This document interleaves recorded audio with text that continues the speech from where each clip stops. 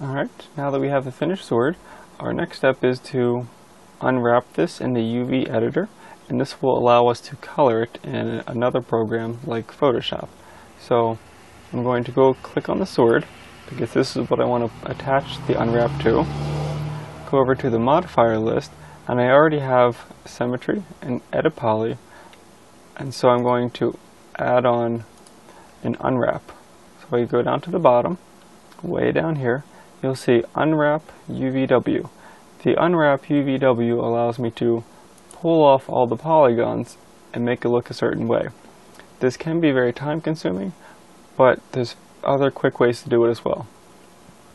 So we're going to first open up the UV editor. We click on the Open UV Editor button, and it pops up the UV editor.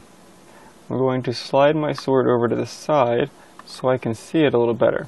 So I'm not actually moving it, I'm just moving the screen over to the side so I can see this. And if I click on the polygon mode right here, we have the same options: vertex, edge, and polygons. If I click on polygon, I can click each one of these pieces, and every piece I click will highlight over here where it is. And I can zoom out of here, and I can move this screen around. And so we need to make this sword fit this square instead of being all mixed up here. If we wanted to paint this part silver, we'd have to paint this square. But if we paint that square, then some of these other parts might get overlapped, and so we need to separate all these pieces. So all we're going to do, and we're going to make this really simple, I'm going to drag across the entire surface. So the entire object I'll grab, and everything turns red, but only everything that we see. So if I turn to the other side of the sword, it's still blue. So whatever we saw, we got selected. If I try it from this angle and select, it looks like everything got selected, but the other side of the sword didn't. So we only want this one side selected. So I'm going to look at it straight on and select all the front, and it grabs everything. If you wanted to, you could go piece by piece using the Control key and keep adding all these pieces together until you select the entire front, which can be done, but the quicker option is just to drag across everything, and you can select it all in one click. But we have to modify what we selected. So I'm going to rotate around to this side, and I can see that I don't want this piece because that's on the other half of the sword. So the Alt key, if I hold the Alt key and click this one, it'll deselect that one. And this one I do want selected, so I'm going to use the Control key and hold that, and I can add there. So we're going to use Control and Alt and keep changing these pieces so it's all one side. So I don't want this red piece, so I hold the Alt and click it. I don't want this, so I'm going to hold Alt and click it. But I do want this one, so I'm going to hold Control and add that. So now, what we just did is we made a nice clean uniform red on this side and blue on this side. We have blue here and red here. So exactly half the sword has been selected. But we also need to do this up here. So I'm going to use Control and add more pieces here. Switch to the other side. Add Control and Alt, remove. I don't want this one either. So we still have half the sword. And zoom in over here. And we can see that we're missing the top two. Use Control to add those. And now we have completely the entire half of the sword selected. So this side is entirely red, and this side is entirely blue. If we zoom out to here, and so it looks like a big mess, but we want this to look like a sword. So the quickest, easiest button is right here with the lightning bolt. It's called Quick Planar Map. It's different than Quick Peel, so just remember there's two different lightning bolts. So we're going to use the one called Quick Planar Map. And we click that once, and it puts the sword right here. So everything on the sword is now selected. And because it's in red, I'm going to click it and move it over to here. This way it's off of my grid, so I can play with all these other pieces right here. And if I spin to the other side, that one occurs right there. It's a tiny piece, but it's super large here. If I click this over here, for any of these other pieces, looks like they're not, there we go. This one's over there. And so we can keep clicking these pieces and try and grab these, or we can just click them from here and they'll automatically select over here as we keep selecting everything. Or we could do this method again where we drag across everything and try and pick the ones we want. Or the fastest option is we know all the pieces in the front are here, so all the remaining pieces, these have to be the other side. So if I drag a rectangle across this, it selects everything here perfectly because we've already told it these are the front, so the only thing left is all of the back. If this were a more complicated piece, it could take a little longer, but this is two-sided, so we have one side already selected, and so everything left is the other side.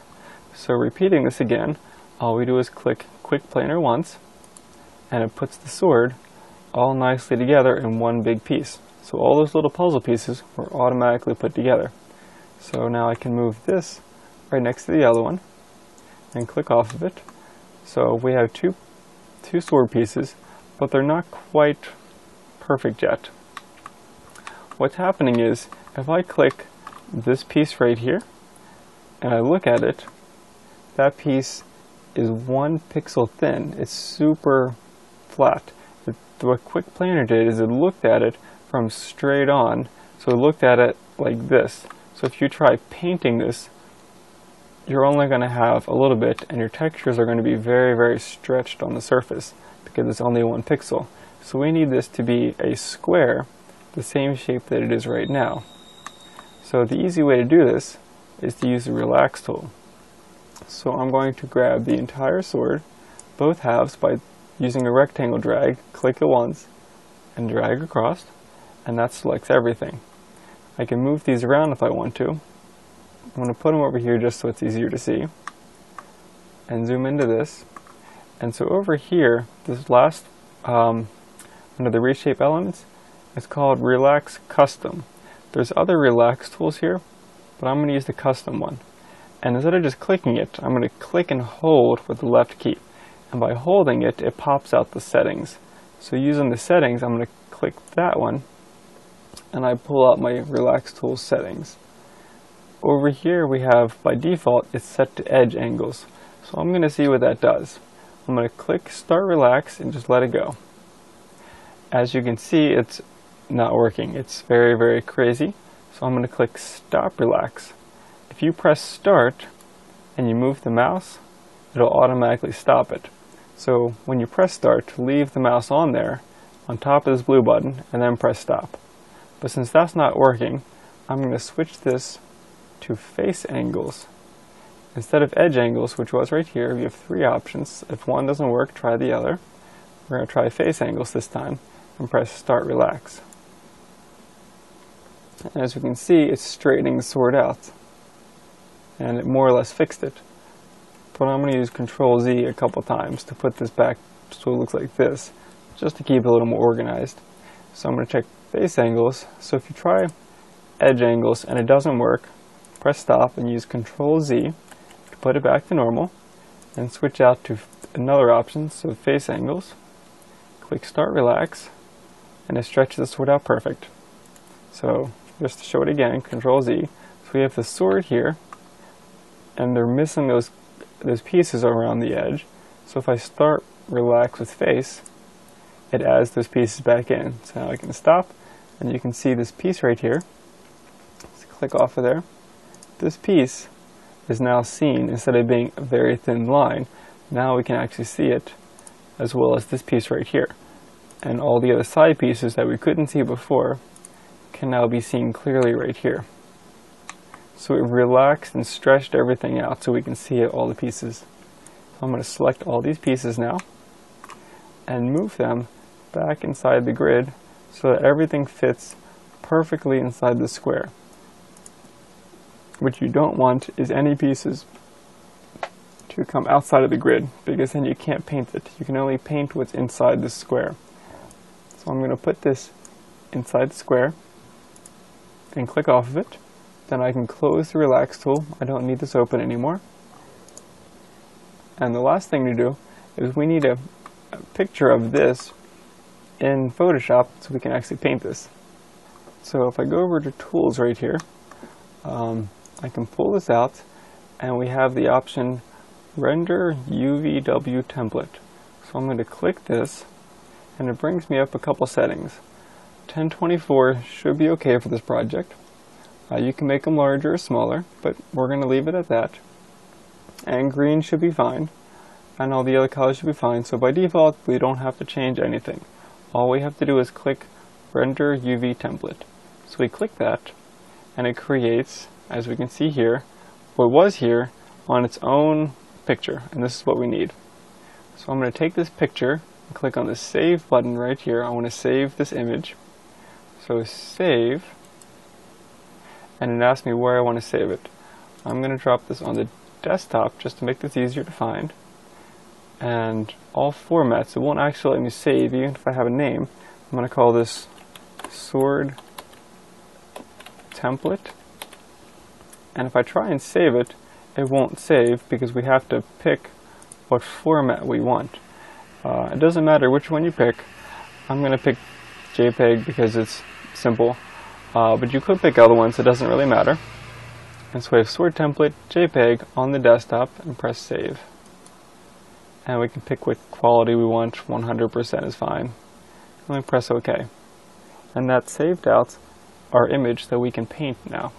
So I'm going to close this, and now we get to bring up Photoshop. I can also close this and this. I don't need any of those windows open anymore. So I can rotate the sword back to here, and the sword's now done.